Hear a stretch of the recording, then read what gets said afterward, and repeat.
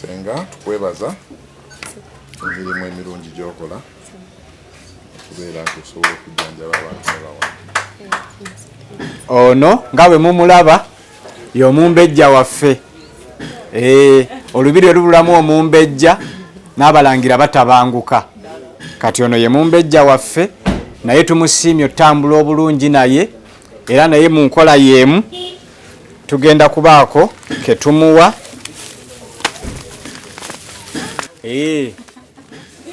Omanyi omukyala buli lwanyweza omusajja aba akendeeza budde bwa aki kujja mangu.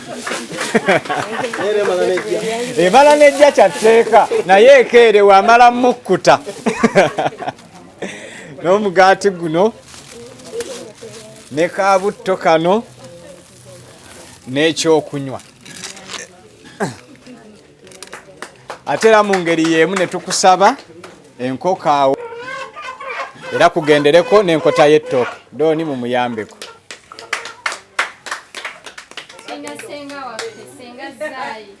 Senga Zaayi.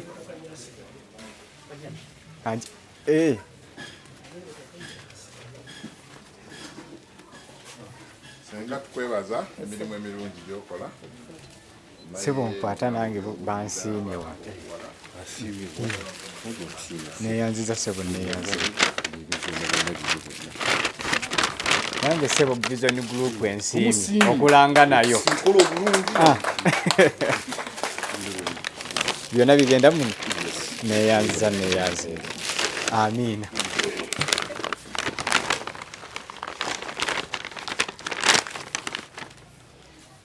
Ono ye ssenga waffe nga bwe twabagambye ku nsonga zonna ezaffe wano. Ate ye Senga Zaayi era ne kuteekateeka abaana abawala abali eyo. Era naye tugenda musiima muzasenga kankwe kano kennyini kano.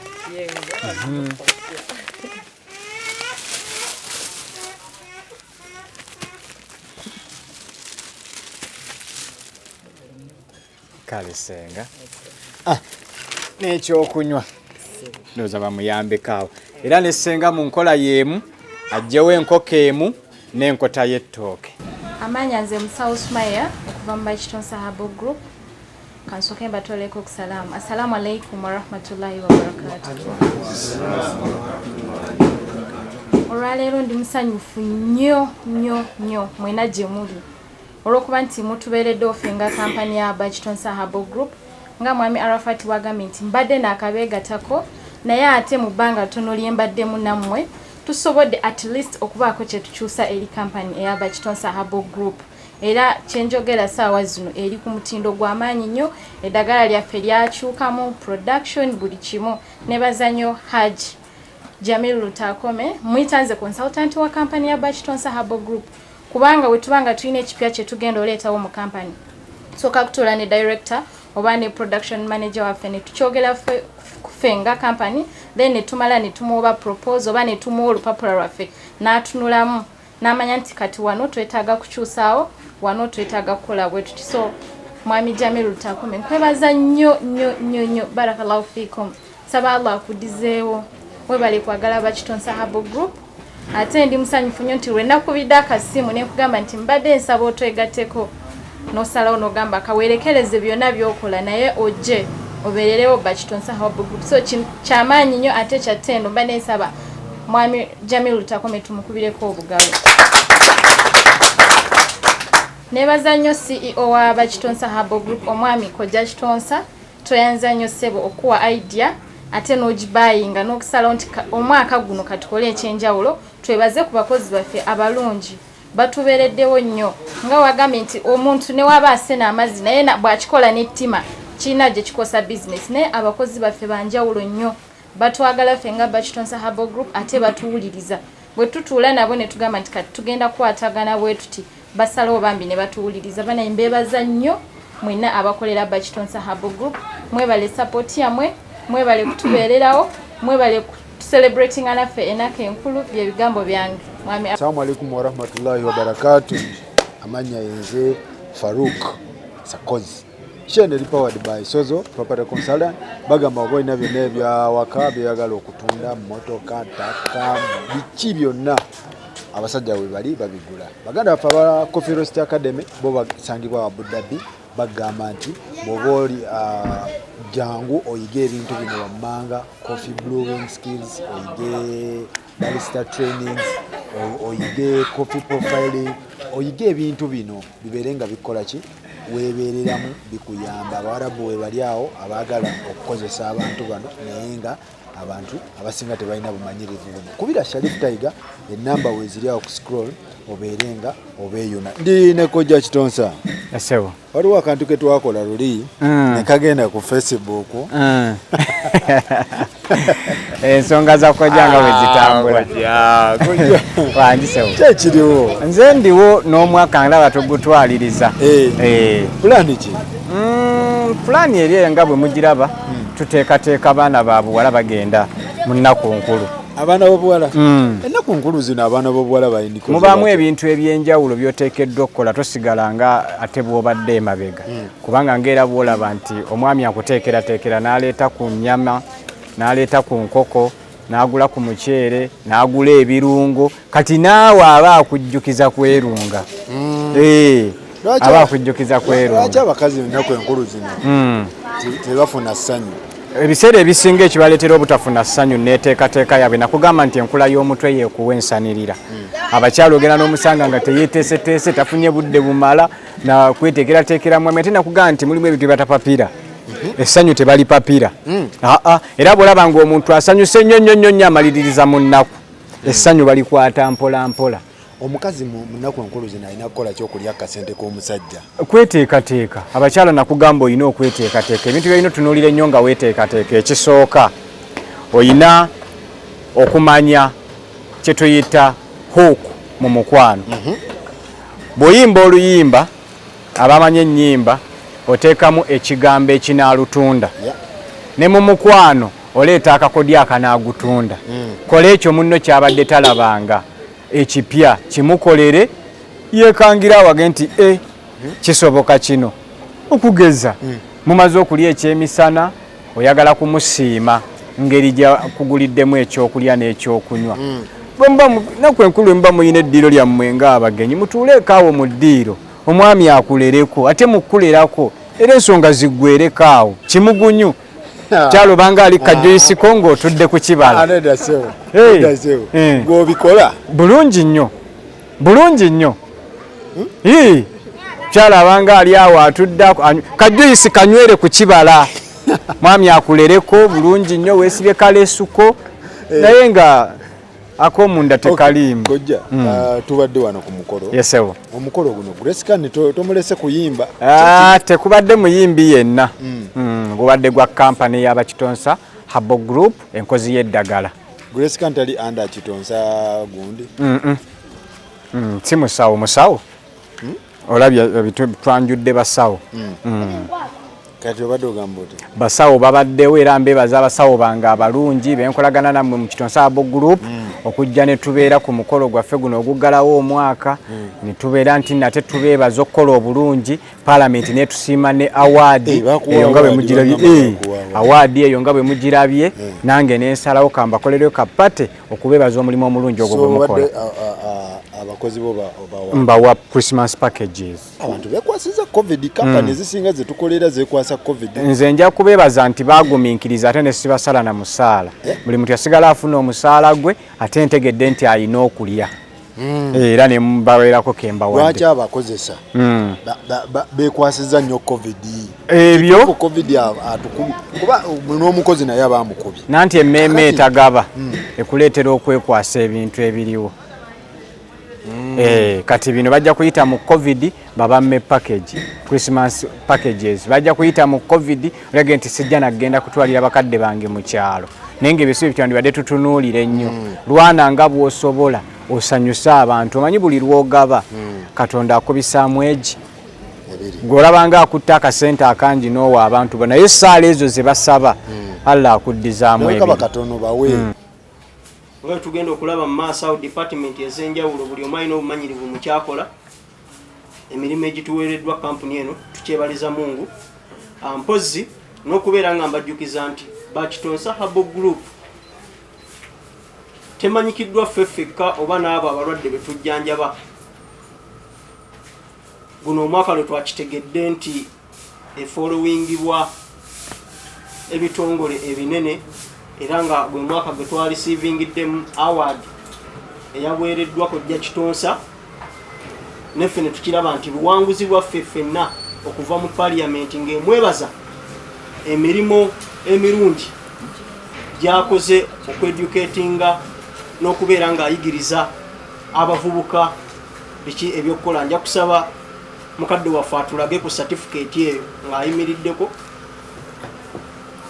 award eyo.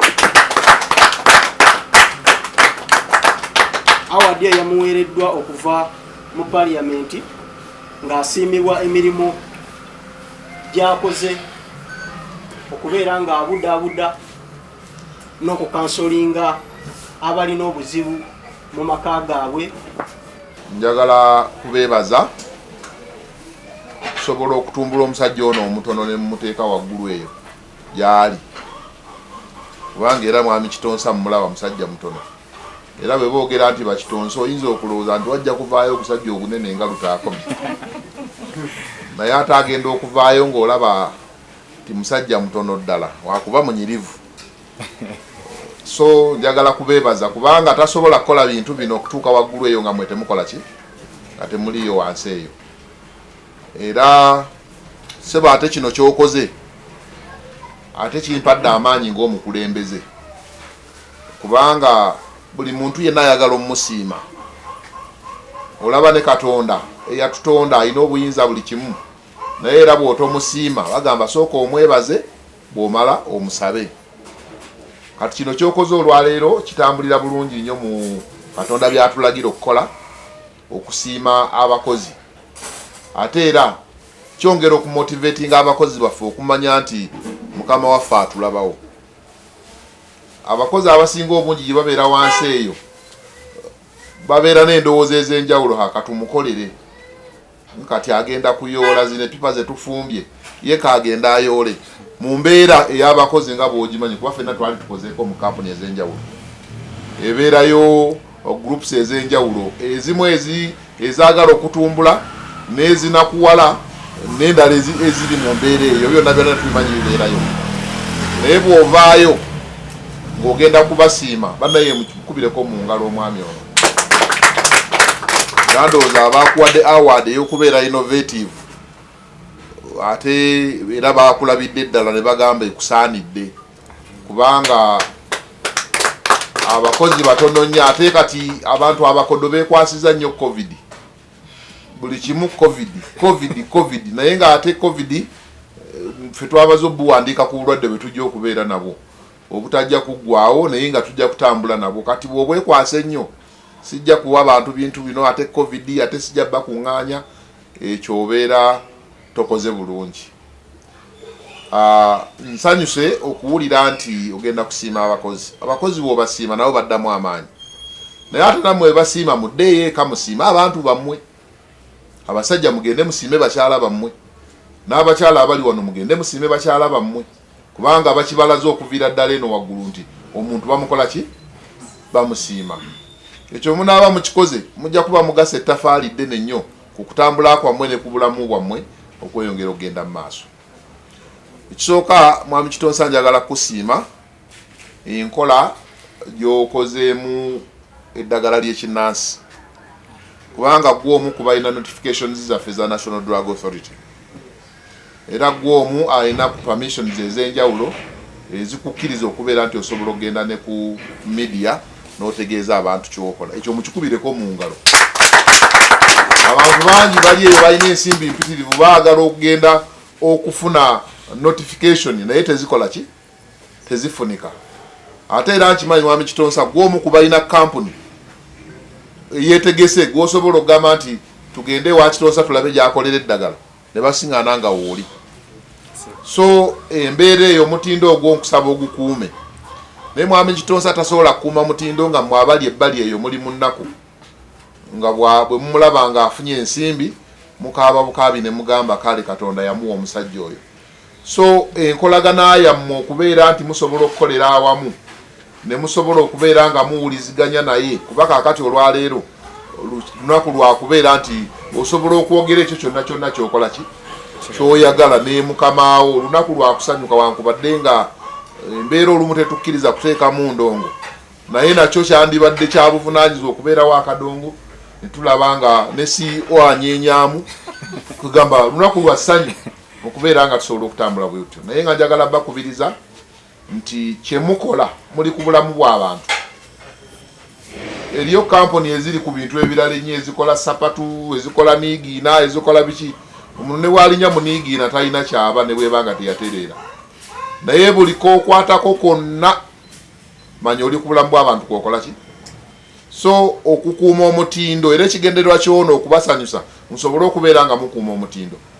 Tulabye companies nnene ezikoze amadagala ezikoze ebintu ebyenjawulo nekeera enkya nga bagi scrappinze ku listi nga teriiko. Tetwandyagadde mu kiseera kino ate kulaba nti kitonsa avaako ku listi ze tuyina oba ku mutimbagano gwa NDA nga taliiko olw'okubeera nti waliwo ebintu abakozi bemukoze ebitali birungi. So njagala bakubiriza ekisooka mwagale ennyo kampuni yammwe. Kampuni nto ekyakula naye waliwo time ejja okutuuka nga nawo temukyasobola kukolerawo. Ngenda okwongera okusiima abantu ab'enjawulo twali tuteekeddwa okubeera wano ne Human Resource wa Company naye olw'embeera y'obudde ne season gye tulimu tasobodde kubeerawo. Yensonga lwaki buli muntu yandigambye nti ate aliwo alungamya abakozi nga tetumulabako so embeera bwetyo yatukutte n'abanga tasobodde kubeerawo naye tusaba nti babakozi bakimanyi nti omuntu oyo abatambuza bulungi era bajja kukwata ebyo byabatadde mu nkola. Ngenda kuddamu okusiima Sheikh waffe Sheikh Kabuyo oyo gwe mulaba ebbanga lyonna abadde naffe era ayina edduwa ze yampa emabegakawo ne zituukirira inshallah. Ekyo nkyebaliza Katonda nti naye we mukubirira akasimu okuva jjo nkuba essimu ye tagikwata ne bwe ziweze ku makya ninga nti omukolo guno gusaanamu edduwa ninga kumukubira ngambye nga bwendi bwe ngenda okujja nkutuukeko. Ekyo nakyo nsaba tugatte engalo ez'amaanyi tumwebaze. Muwase emmere kasiteebulako emiziŋŋoonyo esiriira abakyala miziŋŋoonyo. Lasebo webale nnyo webalire eddala. Mr. Kalala, thank you so much. Ono nga bwe twabagambye ku time eri ey'okukola eddagala ku factory tutambulira wamu naye. Mbakitonsa Abo Group ye musawo gwe twasooka okola naye collaboration era ze atusakira abasawo abalala mu kampuni yaffe nga tutambula wamu naye. So naffe tusazewo nti yadde twakwatagana naye naye tetutambudde naye bubi era teyeeyisa bubi nsuubira tujja tutambula naye n'omwaka ogujja. Era nja kukusaba ndowooza tulinawo akaveera kaffe wano kati ofuuse mukozi emirimu tutandike. Ajja kutwalayo kaceere kano katono naye bw'anaakalya ne famire ye ne famire ejja kumanya nti gyakolera kampuni emusaamu ekitiibwa. Tujja kumuweerako omugaati gwaffe guno, tujja kumuweerako ekyokunywa, mujja kutusaasira ab'amawulire bwetyo bwe twakikoze. Tujja kumuweerako kapiraawo kano bw'okasiika katambula bulungi ne kaabutto. Ate era tujja tutambula naye bukolokolo tumugambe ku binyonyi ebiri wano asiimeko kimu kyawulira nti bw'anaakitwalira omukyala ajja kuba happy, ajja fumba omwaka ogujja. Mulimu gwaffe kunyweza maka era enkoko eno ejja kugenderako n'enkota y'ettooke nga bwe twamwanjudde ku ntikko ye sales person waffe ng'abakitonsa okupromotinga product zaffe nga bwe muziraba eyo ku TV nawa okusingira ddala ku Bukedde TV yaga nti kojja teeka wano abantu bajja kwanguwa okulaba ebintu byaffe ebirungi tukolagana nabyo bye tutunda era naye mu ngeri y'emu sebo tuyinawo akatonotono obukakafu tubulina omukyala twamuleeta lugendo lwali luwanvu naye twamugjayo era tujja tuteekamu n'omugaati gwaffe wano kapiraawo ako kanyuma okusiika ate era tugende sayidi wali tujja kuyambako wano ekyokunywa mukwatireko era awo wennyini naawe ogaye nti enkoko eno bwe naagikwata n'engifumba omukyala ajja kunywerera eddala ewaka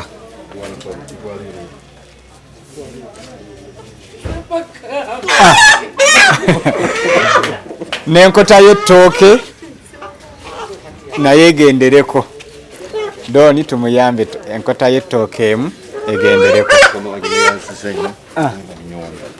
certificate eno egendereko abaana b'obuwala n'ab'obulenzi obasibirira ntanda ki mu nnaku zino kweyagala kwagala basajja bammwe tukole obukodyo obw'enjawulo obukuuma omukwano nabaga nti omukwano tegukaddiwa nga gulimu ebisoko ate ekyokubiri mufune mikwano gyammwe bw'obeera ne mukwano gwo mulina empya musobola okwogerezeganyako ne mubikola n'obikola ne biggwa naye bw'obanga omuntu gw'olina nga si mukwano gwo buli kyanaakola ojja girabanga ensobi abatannawasa muwase mwabalowooza nti nno nja kulinda musajja wa gundi mubuukire mufune abasajja abammwe nammwe abakazi amwe abasajja balowooza nti nja kulinda mukazi wa gundi amunyirize mubbe mufune abammwe mukirabye incidents ezimu zize zibeerawo nga bakwata ne mukw'omusajja nalabe gwe bakutte yes. singa yabadde ne mukyala we ng'ayina omuntu we nga bakwatagana amwagala anoonya ki atali wuwe ekireese obuzibu abavubuka muti obuvunaanyizibwa muwase ekyokubiri ensonga ya Jerome eno tujogereko Jerome yabadde mu nsobi Jerome bamukutte omusajja n'amuswaza ku Facebook naye omusajja oyo yali omukazi oyo babadde mu mitawaana gya kooti biki tebakwatagana Jerome n'ayingirawo Jerome kyabadde kirungi omuswaza singa omukyala abadde tannaleeta bbaluwa eraga nti badivosinze n'omusajja oli ekyo kiba kikyamu ly aba akyali mukazi we naye wabaawo divorce gye bakoze nereeta nebeerawo teri musango baba bamuvunaana ngamba ekikola ky'okumuswaza ku Facebook amukuteka video tekyandibadde kirungi naye buli muntu anyiiga bubwe ayinza obbanga omwami eyo yenyiiga gyanyiigamu so tunyiigenga mpola mpola abantu bangi nnyo munyiize ne mukola ebintu ebinene nnyo ate ne mumala ne mwenenya nokuba nakoze kyaki oba lwaki ate nakikoze so bwe tuba tunyiize obusungu tubukkakkanye ebintu tubikwate mpola mpola abakazi abafumbo abavubuka baagala nnyo abakazi abafumbo butayagala kukola osanga omuvubuka wa myaka 25 akugamba nkyati obufumbo n'owasa oli wameka butayagala kukola batyayo ati obuvunaanyizibwa n'otomanya nti oyo omukazi wa munno gw'ogendako gwanyiriza ye akeera n'amukolerera gwe omwana ow'obulenzi funa omukyala owase omayiko n'ebintu ebikutwala ebirowoozo naye buli kadde ebirowoozo bibibajjira kusigula